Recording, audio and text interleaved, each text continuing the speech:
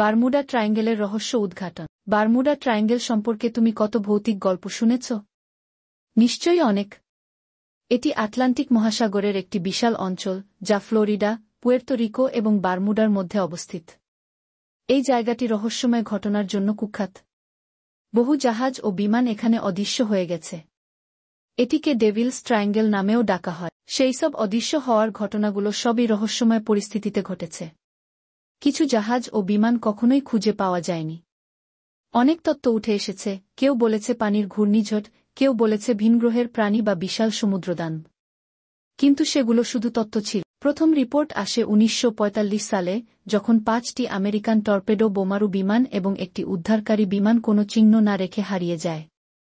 সেই দিন থেকে এখন পর্যন্ত 75টিরও বেশি বিমান ও শত শত জাহাজ নিখোঁজ হয়েছে। সাম্প্রতিক ঘটনাগুলোর মধ্যে অন্যতম 2015 সালের ট্র্যাজেডি, যখন এল ফারো নামের একটি মালবাহী জাহাজ এই অঞ্চলে অদৃশ্য হয়ে যায়। এটি ফ্লোরিডা থেকে পুয়ের্তো রিকো যাচ্ছিল এবং 1 অক্টোবর রাডার থেকে হারিয়ে যায়। পরে 31 অক্টোবর সমুদ্রের গভীরে ধ্বংসাবশেষ পাওয়া যায়। আরেকটি বড় দুর্ঘটনা ঘটে 20 জুন 2005 সালে, যখন পাইপার পিএ নামে একটি বিমান বারমুডা ট্রায়াঙ্গেলে হারিয়ে যায়। বিমানে 3 জন যাত্রী ছিলেন।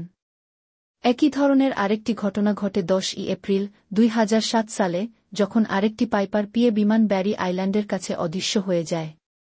এতে কেবল একজন পাইলট ছিলেন, কোনো যাত্রী ছিল না। দুটি বিমানেরই কোনো সন্ধান মেলেনি। এছাড়াও ছোটখাট রহস্যময় ঘটনাও ঘটেছে।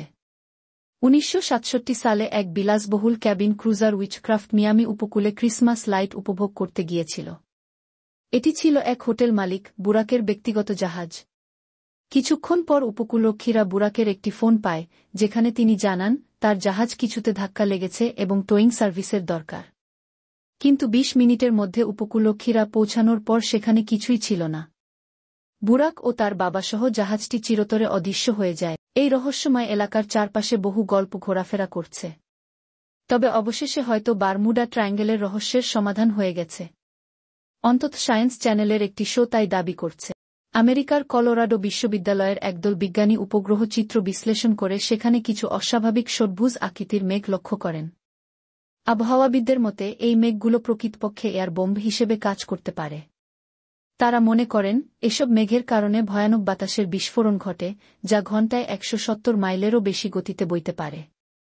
এই শক্তিশালী ঝড়ে বিশাল 45 ফুট উচ্চতার ঢেউ সৃষ্টি হয়, যা কোনো জাহাজ টিকে থাকার জন্য যথেষ্ট নয়, এমনকি কোনো বিমানও এই বাতাস সহ্য করতে পারে না। সাধারণত মেঘের সরল প্রান্ত থাকে না, কিন্তু উপগ্রহ চিত্রে দেখা যায় বারমুডা ট্রায়াঙ্গেলে ব্যতিক্রম ঘটেছে। এই তত্ত্ব প্রকাশিত হওয়ার পর আরও গবেষণা শুরু হয়েছে। সারা বিশ্বের বিজ্ঞানীরা এখন খুঁজে বের করার চেষ্টা করছেন কেন এমন অস্বাভাবিক ঘটনা ঘটছে। তুমি কি বারমুডা ট্রায়াঙ্গেলের অন্য কোনো গল্প জানো? তোমার কাছে কি এর জন্য অন্য কোনো ব্যাখ্যা আছে? নিচের কমেন্ট সেকশনে আমাদের জানাও। আর হ্যাঁ, আমি নিজেও একবার বারমুডা ট্রায়াঙ্গেলে হারিয়ে গিয়েছিলাম, কিন্তু এক ভিনগ্রহী আমাকে উদ্ধার করে এরিয়া 51-তে নামিয়ে দেয়। ভিডিওটি ভালো লাগলে লাইক বাটনে ক্লিক করতে ভুলবে না। আমরা শিগগিরই পৃথিবীর আরও কিছু অবিশ্বাস্য রহস্য নিয়ে ফিরে আসব। ততক্ষণ পর্যন্ত রাইট সাইডের সাথেই থেকো।